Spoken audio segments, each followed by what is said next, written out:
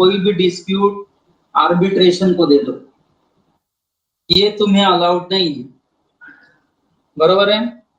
दूसरा बच्चों, पार्टनर को और क्या पावर नहीं है? Open bank account on behalf of the firm in his own name, very important बच्चों। फर्म के बिहाफ पर कोई भी पार्टनर जाके बैंक अकाउंट नहीं खोल सकता अपने पर्सनल नाम से, ये बोलते हुए कि ये अकाउंट मैंने फर्म के बिहाफ पे ओपन किया है, गलत हो जाएगा बच्चों। उसको पावर नहीं है कि वो जाकर अपने नाम पर बैंक अकाउंट ओपन करे ऑन बिहाफ ऑफ फर्म। यानी बच्चों, अगर बैंक अकाउंट ओपन भी करना है तो किसके नाम से होना चाहिए?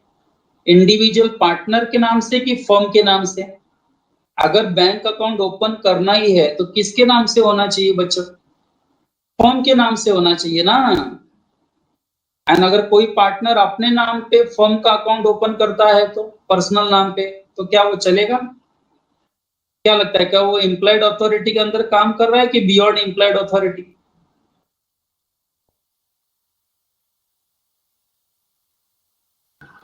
हाँ, तो बच्चों मेरा बोलने का मतलब क्या, अभी मैं जो भी पढ़ रहा हूँ, ABCD जो भी पढ़ रहा हूँ, ये सब एक्ट करने के लिए पार्टनर को पावर नहीं है, सीधी बात है।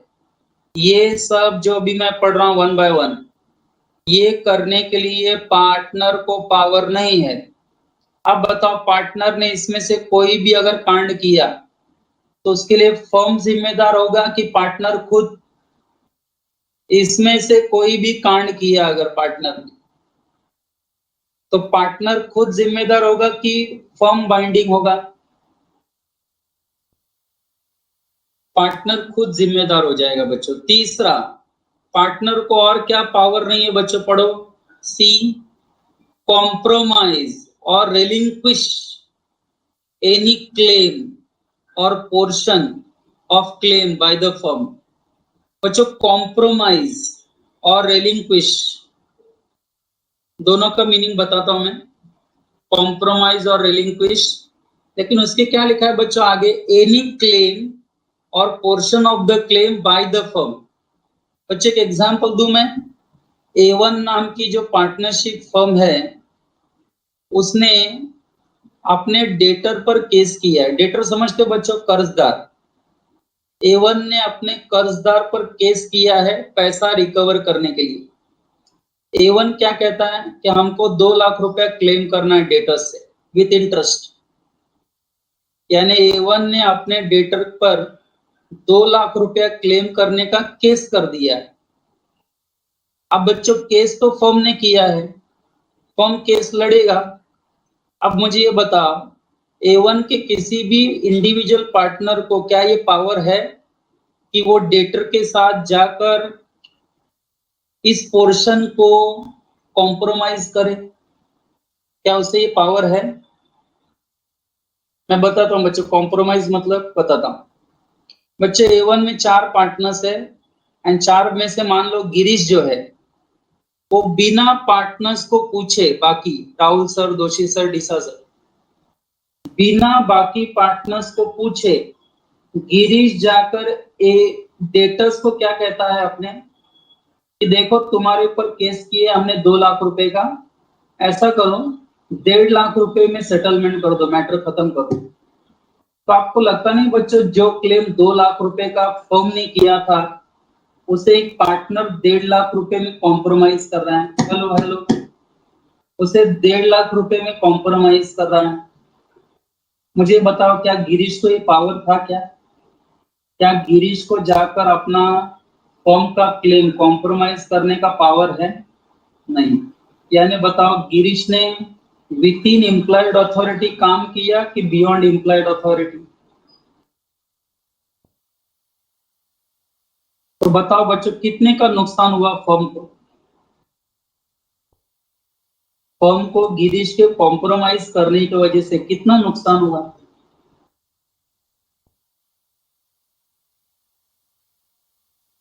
अमाउंट बताओ। 2 लाख रुपया लेना था बच्चों, 2 लाख रुपया लेना था, बरोबर है। एंड बच्चों, 1.5 लाख रुपए में गिरीश कॉम्प्रोमाइज करके आ गया। गिरीश 2 लाख रुपए के बजाय 1.5 लाख में कॉम्प्रोमाइज करके आ गया, तो नुकसान कितना हुआ फर्म को गिरीश की वजह से? गिरीश के इस एक्ट के लिए आपको लगता नहीं 50,000 रुपए का नुकसान हुआ? क्या 50,000 रुपए का नुकसान के लिए फर्म जिम्मेदार है? क्या फर्म बेयर करेगा उसको? कौन बेयर करेगा? कौन बेयर करेगा फिर ये? 50,000 का नुकसान फर्म बेयर नहीं करेगा, क्योंकि गिरीश को ये इम्प्लॉयड अथॉरिटी नहीं थी कि जाके कॉम्प्रोमाइज करे फर्म का कोई क्लेम या पोर्शन ऑफ क्लेम। यहाँ पार्टनर गिरीश को 50,000 बेयर करना पड़ेगा। बच्चा आप बताओ, कॉम्प्रोमाइज समझा सबको? कॉम्प्रोमाइज वर्ड समझा? हेलो, हाँ बच्चों, रेलिंक्विश मतलब समझते हो? रेलिंक्विश मतलब क्या? अब बच्चों और डेंजर, और एक डेंजर बताओ बच्चों। A1 नाम की फर्म ने अपने डेटर पर कितने लाख रुपए का केस किया था? मेरे अभी एग्जांपल में मैंने बताया था 2 लाख। सही है, केस चल रही है एंड अचानक गिरीश जाके, पार्टनर गिरीश जाके डेटर को क्या कहता है? तो ऐसा कर, 2 लाख रुपए तेरे पास नहीं है तो मत दे, जाने दे, छोड़, खत्म कर। यानी कि बच्चों कुछ समझा क्या हुआ? जो क्लेम आने का था 2 लाख रुपए का, गिरीश ने उस क्लेम को रेलिंक्विश कर दिया।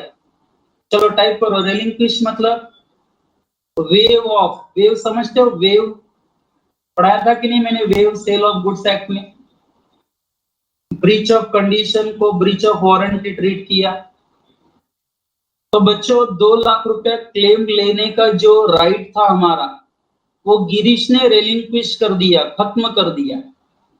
आप बताओ A1 को कितने का नुकसान हुआ गिरीश के इस एक्ट के वजह से? पूरा 2 लाख रुपए का। तो क्या A1 जिम्मेदारी लेगा 2 लाख रुपए की? A1 बोलेगा गिरीश बहुत अच्छा किया, बहुत अच्छा किया, very good very good. A1 ऐसा बोलेगा कि गिरीश को? नहीं। कौन बेयर करेगा 2 लाख फिर? इस 2 लाख के लिए जिम्मेदारी किसकी? A1 की, फर्म की, कि गिरीश की? क्योंकि गिरीश को कौन बोला था जाके रेलिंक्विश करने को?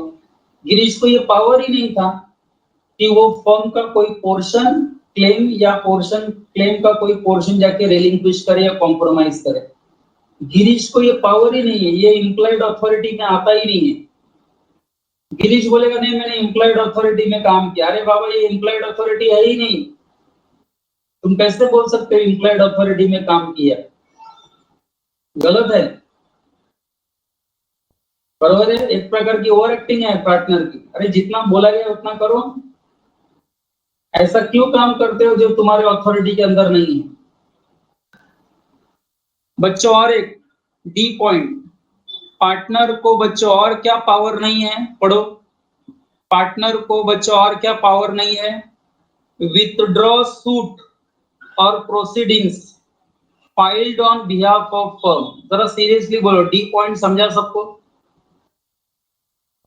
क्या कोई पार्टनर केस विड्रॉ कर सकता है क्या?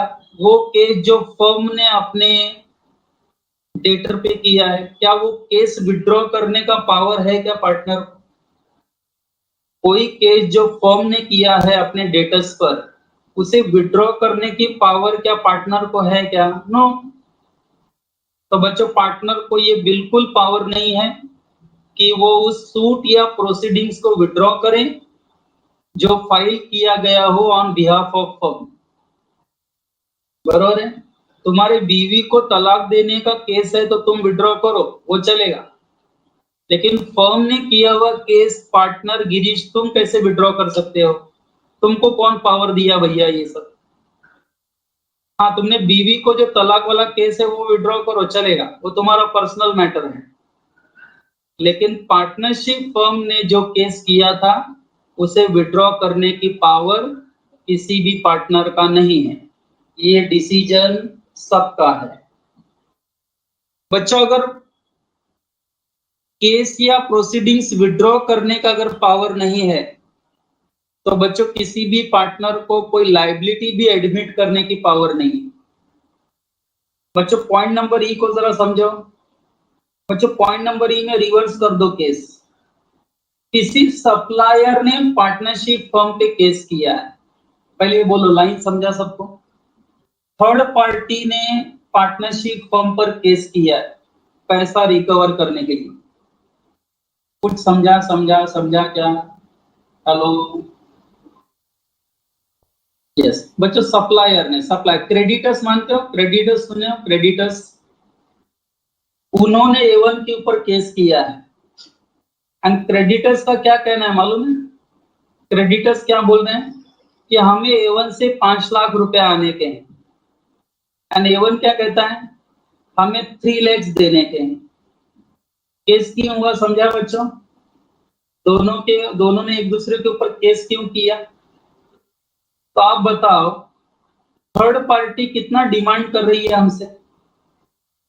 थर्ड पार्टी का क्लेम कितना मांग रही है A1 से? हमारा सप्लायर 5 लाख मांग रहा है, एंड फर्म कितना देना सोच रहा है? फर्म के हिसाब से कितना देने का है? फर्म के हिसाब से 3 लाख देना है। एंड बच्चों यही कारण है ना डिस्प्यूट का, यही कारण है। अब बच्चों 4 पार्टनर्स में से एक पार्टनर, मान लो बच्चों 4 पार्टनर्स में से एक पार्टनर राहुल सर, वो जाकर सप्लायर को एडमिट कर लेते हैं। क्या एडमिट करते हैं? कि हाँ हाँ आपको 5 लाख ही देने हैं, हाँ हाँ 5 लाख देने हैं, 5 लाख ही देने हैं। बच्चा आपको समझा क्या हुआ? हेलो, सप्लायर का क्लेम सही है, ये कौन जाकर एडमिट कर दिया उधर? सप्लायर 5 लाख मांग रहा है एंड उसका ये क्लेम सही है, ये कौन एक्सेप्ट कर दिया? राहुल सर। बच्चों मुझे बताओ, क्या ये एक्सेप्ट करने का उनको पावर था? केस A1 का है तो तुमने कैसे डिसीजन ले लिया? तो बच्चों ये इधर बता, A1 को कितने का नुकसान हो रहा है अभी राहुल सर के ये एडमिट की वजह से? उन्होंने लाइबिलिटी एडमिट कर दी ना, 5 लाख की लाइबिलिटी एडमिट कर दी। तो बच्चे ये 2 लाख कौन बेयर करेगा? A1 बेयर करेगा कि राहुल सर ने अपने पॉकेट से देना चाहिए?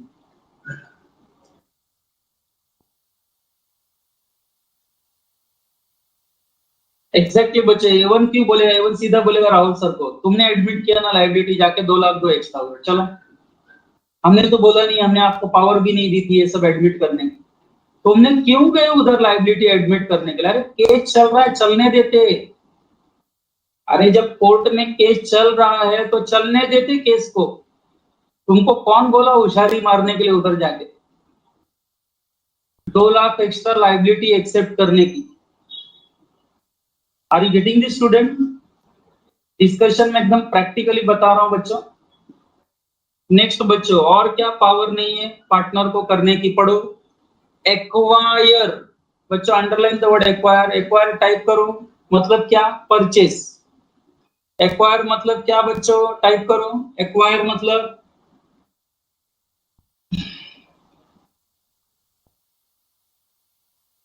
एक्वायर करना, मतलब purchase.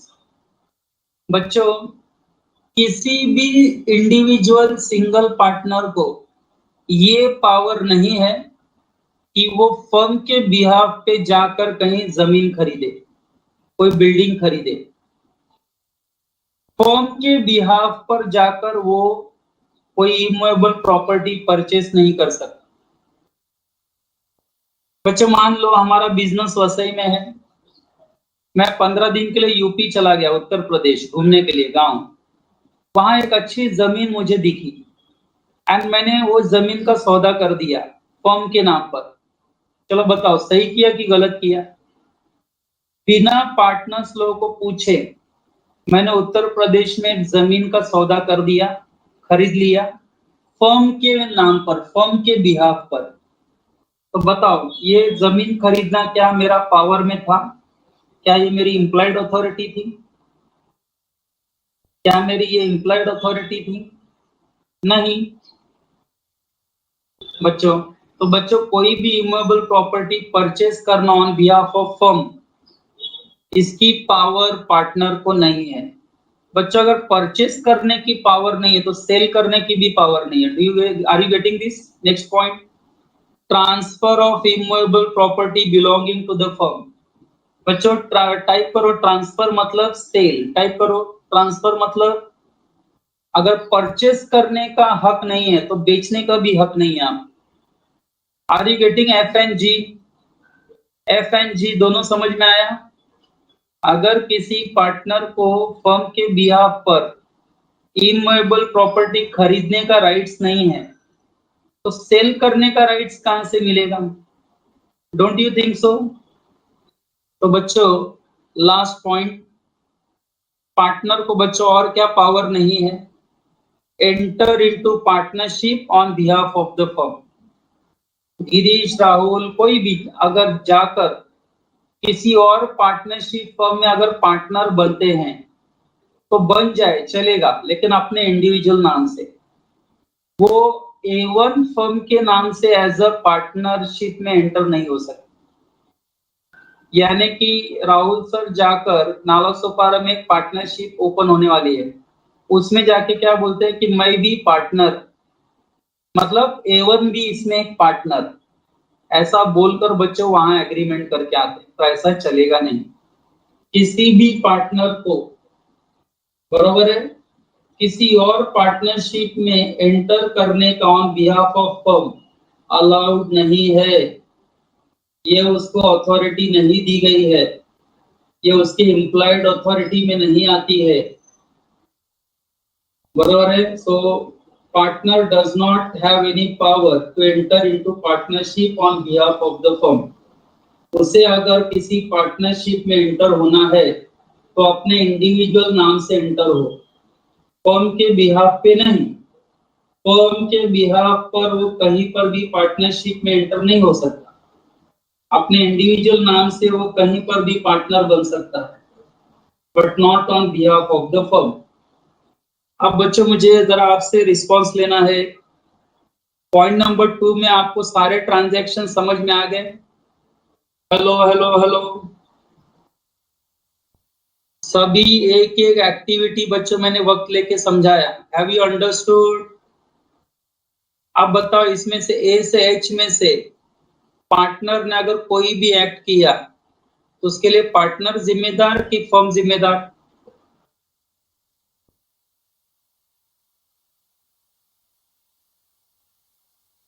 Okay, partner, not the firm. It will not bind the firm. Okay, चलो बच्चों, बच्चों what is the mode of doing act to bind the firm? बच्चों अगर किसी भी पार्टनर के एक्ट के वजह से फर्म बाइंड होता है या फर्म लायबल होता है, वो जो डूइंग एक्ट है उसका मेथड क्या है? कब पार्टनर ऐसा एक्ट करेगा जिससे हम ये बोलेंगे कि हाँ पार्टनर के किए गए एक्ट के लिए फर्म भी जिम्मेदार है? कब हम बोलेंगे पार्टनर के किए गए एक्ट के लिए फर्म की जिम्मेदारी है? An act done by an partner binds the firm. किस सिनारियो में हम बोलेंगे? तो ये लिखा है सेक्शन 22 में। ऊपर बच्चों सेक्शन 19 हमने खत्म किया, अब section 22। Okay, let us start. In order to bind a firm, सीधा लिखा है देखो, अगर फर्म को बाइंड करना है तो पार्टनर को कैसे एक्ट करना है? बच्चों देखो, आवाज आ रही है सबको मेरी? हेलो हेलो, आवाज आ रही है ना बच्चों? हाँ, ठीक। बच्चों सेक्शन 22 बहुत इजी है, मैं आराम से पढ़ रहा हूँ, शायद ऊपर पढ़ा भी है हमने एक्चुअली, आपको देखो अभी याद आ जाएगा। In order to bind a firm, an act or instrument done or executed by partner or other person on behalf of firm shall be done or executed in the firm's name or in any other manner expressing or an implying an intention to bind the firm। बच्चे simple है बहुत। अगर कोई भी partner कोई ऐसा act करता है या कोई भी पार्टनर बच्चों ऐसा कोई नेगोशिएबल इंस्ट्रूमेंट एग्जीक्यूट करता है, बरोबर है, on behalf of firm, firm के बिहाफ पर, खुद के नहीं, फर्म के बिहाफ पर, फर्म के नाम से, फर्म के बिजनेस से रिलेटेड अगर वो ऐसा कोई बच्चा एक्ट करता है तो बच्चों इस एक्ट के लिए an act done by partner, such act done by partner बच्चों विल बाइंड द फर्म। क्योंकि बच्चों जब कोई पार्टनर फर्म के लिए, फर्म के नाम से, ऑन बिहाफ ऑफ फर्म अगर कोई एक्ट करता है तो उसका क्लियर कट इंटेंशन वहां पे जाहिर होता है कि he is acting with in the authority given by the firm, और उसके इस कार्य के लिए फर्म की जिम्मेदारी बच्चों होगी, यानी act done by the partner binds the firm. क्योंकि इंटेंशन क्लियर हो जाता है, चाहे एक्सप्रेसली चाहे इम्प्लाइडली, कि पार्टनर का किया गया एक्ट फर्म के बिहाफ पे था, फर्म के नाम पर था, फर्म के बिजनेस से पढ़ाई के रिलेटेड। लिए मेहनत तो सब करते हैं, लेकिन स्मार्ट स्टडी कौन करता है? प्री एग्जाम ऐप के साथ बनाइए अपनी तैयारी super smart. Pre exam app देता है वाइड रेंज के एग्जाम्स की तैयारी, जैसे JEE, NEET, CAT, CA foundation, CSEET, banking, railway, SSC, MBA entrance, SYJC, com, TYB com और भी बहुत कुछ। Chapter wise tests and mock tests, detailed performance analysis, और अब तैयारी होगी एकदम परफेक्ट। कहीं भी कभी भी पढ़ाई करें, और एक विशाल क्वेश्चन बैंक आपकी तैयारी को बनाए आसान। इंस्टेंट इवैल्यूएशन से तुरंत जानिए अपनी परफॉर्मेंस और पाएं पर्सनलाइज्ड फीडबैक।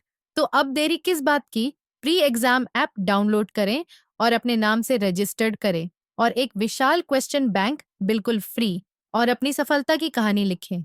लिंक डिस्क्रिप्शन में है। प्री एग्जाम ऐप स्मार्ट के तैयारी का बिजनेस साथ। से रिलेटेड था। ओके, अभी शंकर किस में डाउट पूछ रहे हो आप? हाउ कैन फर्म जिम्मेदार, partners and firm are one and the same, and how can be a firm, मतलब समझा नहीं आप समझ नहीं रहे हो। देखो अगर अभिशंकर आप अगर इंडिविजुअल पार्टनर हो, बरोबर है, एंड आपकी कलेक्टिवली, आप बाकी पार्टनर्स के साथ जब कलेक्टिवली आपको देखा जाएगा तो आप फर्म हो। इंडिविजुअली आप अभिशंकर हो, पार्टनर हो, तो आप पार्टनर हो, इसका मतलब क्या कुछ भी करेंगे क्या फर्म के नाम पे? हेलो, क्या आपको कोई भी पावर है क्या फर्म के नाम पर कुछ भी करने का? नो। पावर में भी कुछ पावर होती है ना जो आपकी विद इन लिमिट्स है, एंड कुछ है बियॉन्ड लिमिट्स है। हमारा डिस्कशन वही है बच्चों। अब आपका परिवार और आप एक हो, है कि नहीं? आपकी फैमिली और आप एक ही हो ना। तो मुझे ये बताओ, क्या आपको कुछ भी करने की छूट है क्या घर पे? कुछ भी कर सकते हैं आप घर पे? नहीं कर सकते ना। What, that is the point actually. अब आप बताओ, कल को आपने खून कर दिया तो क्या पूरा परिवार को जेल में डालेंगे क्या? इसके लिए आप ही जाएंगे ना जेल में केवल। हेलो, हेलो, हाँ विशंकर, क्या बोलते हो आप? अभी क्लियर हुआ लॉजिक में क्या बोल रहा हूँ? हमारा डिस्कशन क्या है? मैं मानता हूँ ना partners and firm are one and the same, बराबर है, यू आर राइट। लेकिन मैं इंडिविजुअल पार्टनर की बात कर रहा हूँ कि क्या उसको हर एक्ट करने की पावर है क्या? नहीं। हमें कहीं ना कहीं एक डिस्टिंक्शन बनाना पड़ेगा, एक लाइन ऑफ डिफरेंस बताना पड़ेगा कि देखो भैया, ये अगर एक्ट करते हो आप तो वो फर्म को बाइंड करेगा, लेकिन ये एक्ट करोगे तो इसके लिए आप खुद जिम्मेदार होगे। अब बहुत सारे आपके काम के लिए आपका परिवार जिम्मेदारी लेता है कि नहीं? कल को कुछ नुकसान हो गया आपके हाथ से तो पेरेंट्स बोलेंगे कि नहीं हम भरते हैं, चलो जाने दो। लेकिन कुछ ऐसे काम है कि आपके फैमिली भी आपको हेल्प नहीं कर सकती, लेकिन कुछ ऐसे काम आप करेंगे जिसमें फैमिली भी आपको हेल्प नहीं कर सकती। बस एग्जैक्टली वही लॉजिक है Abhishankar. Abhishankar, are you satisfied with my logical answer?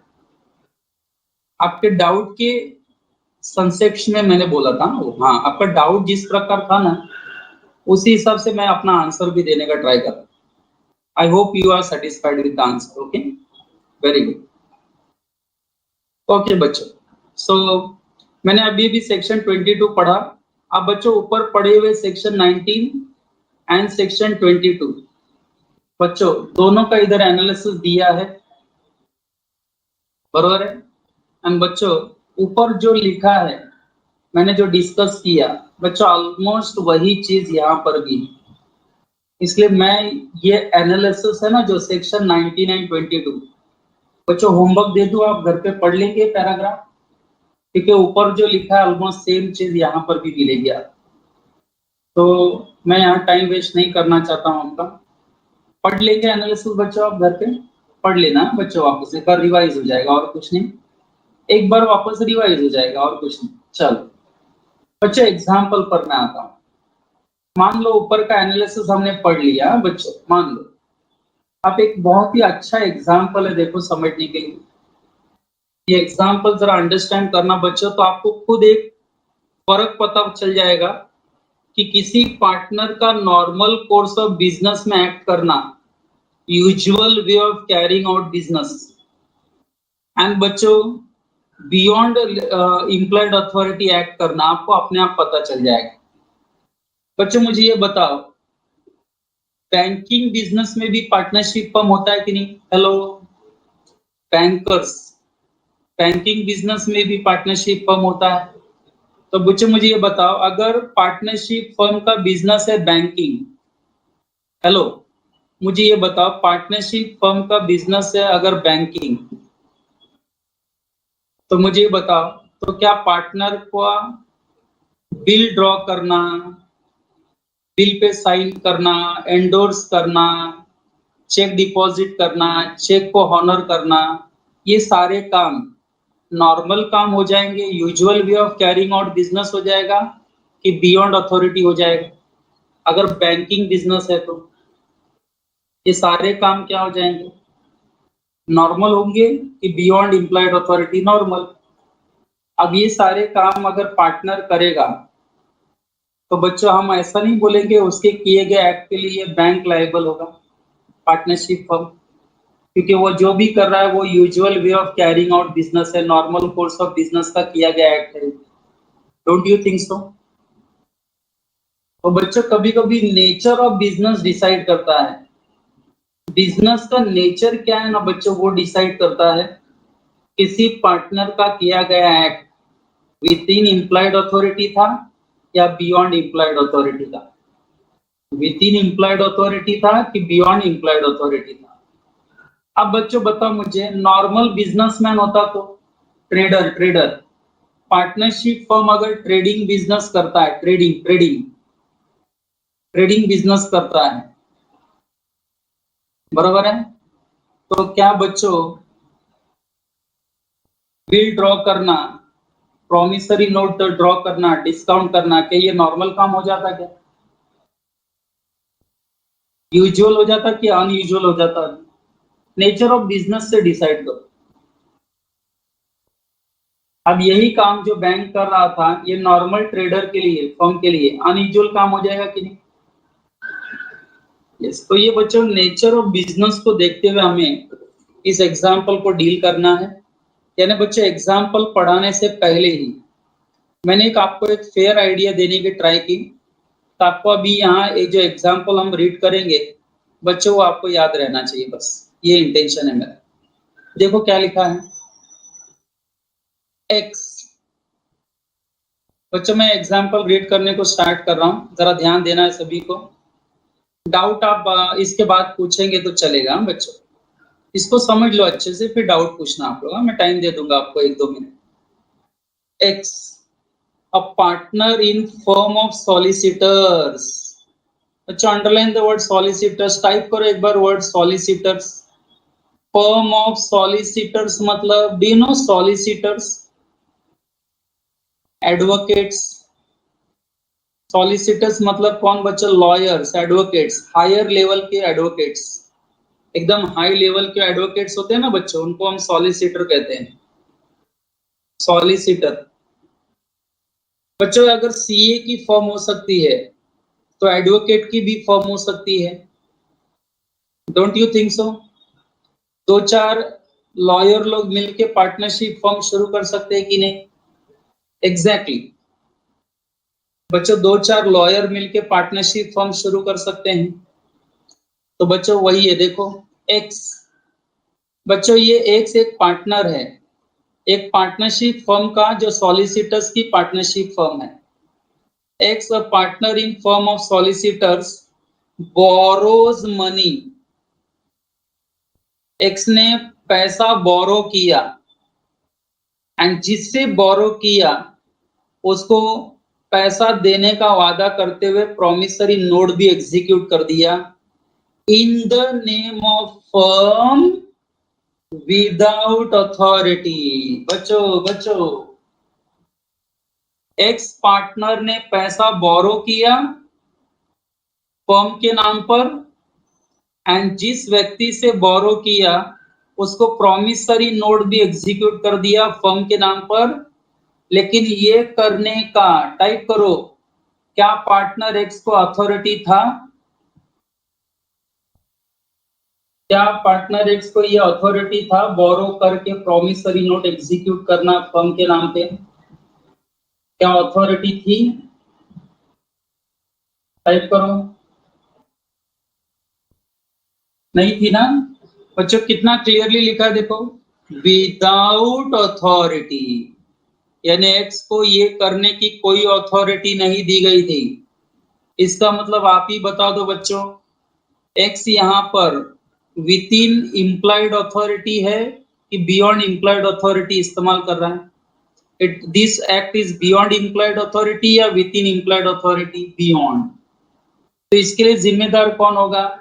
Firm की मिस्टर एक्स। इसकी जिम्मेदारी किसने लेनी चाहिए? एक्स ने, बराबर है। लेकिन बच्चों मैं बीच में ही सवाल पूछता हूं, अगर मिस्टर एक्स की पार्टनरशिप फर्म सॉलिसिटर्स की ना होकर बैंक्स की होती तो, बैंकर्स की होती तो, बैंकर्स की होती तो एक्स का किया गया ये कार्य फिर विद इन इम्प्लॉयड अथॉरिटी हो जाए। यस, मैंने कहा ना, नेचर ऑफ बिजनेस के हिसाब से चेंज होते जाएगा वही काम। चलो बच्चों आगे देखो क्या लिखा है, the other partners are not liable as the note, the other partners are not liable on the note. बच्चों बाकी के पार्टनर्स इसके लिए लाइबल नहीं है, प्रॉमिसरी नोट के लिए लाइबल नहीं है। The other partners are not liable on the note as it is not part of the ordinary business of the solicitor. बच्चों ये जो एक्स पार्टनर ने किया है, it is not part of the ordinary business of the solicitor to draw, accept और endorse negotiable instrument. बस बच्चों, negotiable instrument draw करना, एक्सेप्ट करना, एंडोर्स करना, ये सॉलिसिटर्स की पार्टनरशिप फर्म के लिए ऑर्डिनरी बिजनेस नहीं है, ये ऑर्डिनरी कोर्स में किया गया ट्रांजैक्शन नहीं है कि वो ड्रॉ करे, एक्सेप्ट करे, एंडोर्स करे नेगोशिएबल इंस्ट्रूमेंट। हाँ, ये काम बच्चों ऑर्डिनरी बिजनेस का होता अगर सॉलिसिटर्स की फर्म की जगह बैंक वाला फर्म होता तो। आगे लिखा भी देखो, however it may be usual, बच्चों ये नॉर्मल होता, however it may be usual for one partner of firm of bankers to draw, accept and endorse bill of exchange on behalf of the firm. बच्चों I want very serious honest reply from you. Have you understood the 4 lines of your example? पहली 4 line सबको समझ में आई? Tell me very honestly, huh? Are you sure? And बच्चों भी assumption करो कि अगर कोई पार्टनरशिप जनरल कमर्शियल नेचर का है, general partnership general commercial nature का है, बरोबर? तो आगे क्या लिखा देखो, if the partnership be of general commercial nature, मान लो एक जनरल कमर्शियल नेचर का है, तो बच्चों पार्टनर क्या कर सकता है? ही में प्लेज और cell partnership property, he may buy goods on account of partnership, he may borrow money, contract debts and pay debts on account of partnership. He may draw, make, sign, endorse, transfer, negotiate, procure to be discounted, promissory note, bill of exchange, checks and other negotiable instruments in the name and account of partnership. Okay? तो बच्चों अगर कोई भी partnership general commercial nature का है, ऐसा हम मानते हैं, जनरल कमर्शियल नेचर, जनरली मतलब हर बिजनेस उनका करने का नॉर्मली काम रहता है, तो बच्चों ये सारे ट्रांजैक्शंस फिर नॉर्मल माने जाएंगे। एंड बच्चों इसमें से कोई अगर एक्ट किया तो act done by the partner will bind the firm. बाद में एक बच्चों एक सेक्शन उन्होंने ओपन किया है बट एक्सप्लेन नहीं किया है ज्यादा, एंड वो है बच्चों क्या लिखा है देखो, Section 19(2) contains the acts which are beyond implied authority of partners. बच्चों सेक्शन 19 कुछ ऐसे एक्ट्स को कवर करता है which are treated as beyond implied authority of partners, यानी वो करने से पार्टनर खुद जिम्मेदार होगा, उसके लिए फर्म जिम्मेदार नहीं होगा। ओके बच्चों, आई थिंक सेक्शन जो अभी मैं 19(1) एंड 22 को पढ़ रहा था, एनालिसिस पढ़ने के लिए आपको घर पे दिया, एंड जो एग्जाम्पल मैं पढ़ रहा था बच्चों वो कंप्लीट हो गया। अब बच्चों सेक्शन 20 जो आप देख रहे हो आपके सामने जो दिख रहा है सेक्शन 20, बच्चों सेक्शन 20 का एक बहुत ही सिंपल सा आर्ग्यूमेंट है। बच्चों मुझे ये बताओ, किसी भी पार्टनर को जो अथॉरिटी मिली है, इम्प्लाइड अथॉरिटी मिली है, बराबर है, बाय डिफॉल्ट लॉ ने जो उसको इम्प्लाइड अथॉरिटी दी है, क्या किसी पार्टनर की अथॉरिटी को, उसको दिए गए पावर को, उसको दिए गए रिस्पॉन्सिबिलिटी को, क्या बाकी के पार्टनर्स, क्या दिए गए पार्टनर के पावर को बढ़ा सकते हैं, एक्सटेंशन कर सकते हैं, या किसी के पार्टनर्स को दिए गए एम्प्लॉयड अथॉरिटी को कम कर सकते हैं? क्या ऐसा पॉसिबल है? किसी के भी पार्टनर को दिए गए पावर्स को कम ज्यादा कर सकते हैं क्या? मान लो बच्चों राहुल सर को बहुत सारी पावर्स A1 ने दी रखी है, अब बाकी पार्टनर चाहते हैं कि A1 से राहुल सर की थोड़ी पावर कम कर दी जाए, तो क्या ये पॉसिबल है? क्या ऐसा कर सकता है फर्म कि किसी पार्टनर को दी गई एम्प्लॉयड अथॉरिटी को रेस्ट्रिक्ट कर सकता है, या किसी पार्टनर को पावर एक्स्ट्रा दे सकता है? हेलो हेलो हेलो, क्या ऐसा हो सकता है? मैं आपसे पूछ रहा हूँ, पार्टनर की दी गई अथॉरिटी को कम ज्यादा की जा सकती है क्या? बढ़ाई जा सकती है, कम की जा सकती है, पॉसिबल है? पार्टनर को ऑलरेडी दिए गए अथॉरिटी में कम ज्यादा किया जा सकता है? क्या है बच्चा आंसर आप लोगों का? I can't make out, what is your answer? Yes no कुछ? आई थिंक क्वेश्चन ही नहीं समझ में आ रहा। कम ज्यादा हो सकता है ना? हाँ बच्चों वही लिखा है देखो सेक्शन 20 में, अकॉर्डिंग टू सेक्शन 20। बच्चों बहुत ध्यान से सुनना, बहुत है सिंपल भी वैसे, टेंशन मतलब, सिर्फ एक कॉम्प्लिकेटेड पॉइंट बच्चों एनालिसिस में आएगा, तो ध्यान से सुनना है। The partners in a firm, बच्चों ये सभी पार्टनर्स है ना फर्म के, वो चाहे तो by agreement, by contract, agreement करके, कॉन्ट्रैक्ट करके आपस में वो किसी भी पार्टनर को दी गई अथॉरिटी को रेस्ट्रिक्ट कर सकते हैं, या किसी भी पार्टनर को दी गई एम्प्लॉयड अथॉरिटी को एक्सटेंड भी कर सकते हैं, बढ़ा भी सकते हैं। लेकिन ये तभी पॉसिबल होगा जब सभी पार्टनर्स का कंसर्ट होगा एंड सभी पार्टनर्स का आपस में एग्रीमेंट होगा, यानी सभी पार्टनर्स एग्रीमेंट करके किसी पर्टिकुलर पार्टनर को दी गई एम्प्लॉयड अथॉरिटी को कम भी कर सकते हैं, एंड बच्चों किसी भी पार्टनर की अथॉरिटी को बढ़ा भी सकते हैं। बस बच्चों एक ही ध्यान देना है यहाँ पर। अब बच्चों मैं ये जो बताने जा रहा हूँ डेंजर है एकदम। सिर्फ एक ही ध्यान देना कि जब आप सभी पार्टनर्स आपस में डिसाइड करते हो कॉन्ट्रैक्ट करके कि किसी भी पार्टनर की पावर को कम किया जाए या बढ़ाया जाए, तो ये जो कम ज्यादा हुआ है वो सिर्फ आपस में आपको ही पता चला ना। हेलो, एम आई राइट? क्या कम हुआ क्या ज्यादा हुआ ये पार्टनर्स को आपस में ही पता चला ना। What about third party dealing with the firm? उनको बताना जरूरी है कि नहीं जरूरी है कि हमने किसी पार्टनर की पावर कम कर दी बढ़ा दी? डोंट यू थिंक सो कि जिन लोगों के साथ बाहर के लोगों के साथ हम डील कर रहे हैं उन्हें भी बताना जरूरी है कि हमने पर्टिकुलर पार्टनर की अथॉरिटी कम कर दी है, अब आप उसके साथ डीलिंग मत करो। हमने नए पार्टनर को एडमिट कर लिया है, ये भी हमारा पार्टनर है, अब आप इसके साथ डीलिंग करो। डोंट यू थिंक सो कि हमारे क्रेडिटर्स, सप्लायर्स, बैंकर्स, जो भी थर्ड पार्टी हमसे डील करती है उनको भी इसके बारे में पता होना चाहिए। Hello hello hello. अब मेरा प्रश्न बच्चों, अगर थर्ड पार्टी को आपने ये चेंजेस के बारे में बताया, आपने बताया, A1 ने बताया थर्ड पार्टी को कि अब राहुल सर को गुड्स परचेज करने का on behalf of A1 power नहीं है। हमने राहुल सर की पावर को रेस्ट्रिक्ट कर दिया। अब राहुल सर को हम पावर नहीं देते कि वो फर्म के बिहाफ पर जाके परचेज करें।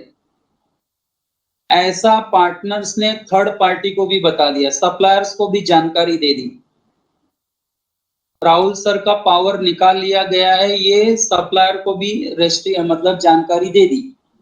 अब बच्चों मेरा प्रश्न, ये जानकारी होने के बाद भी अगर कोई सप्लायर राहुल सर को गुड्स बेचता है एंड राहुल सर गुड्स खरीदते हैं A1 के बिहाफ पर, तो वो सप्लायर की पेमेंट के लिए क्या A1 जिम्मेदार होगा? क्या A1 जिम्मेदार होगा? देखो, सप्लायर को हमने बता दिया था कि राहुल सर को पावर नहीं है गुड्स परचेज करने का, ये जानकारी सप्लायर को है। राहुल सर के ऊपर डाले हुए रेस्ट्रिक्शंस की जानकारी है, तो भी वो सप्लायर राहुल सर को गुड्स बेचता है। तो क्या उस पेमेंट के लिए राहुल सर खुद जिम्मेदार हैं कि A1 जिम्मेदार है? टाइप करो। इस पेमेंट के लिए, सप्लायर की इस पेमेंट के लिए कौन जिम्मेदार होगा? यानी सप्लायर क्या A1 पर केस कर सकता है क्या? सप्लायर क्या A1 पर केस कर सकते हैं क्या?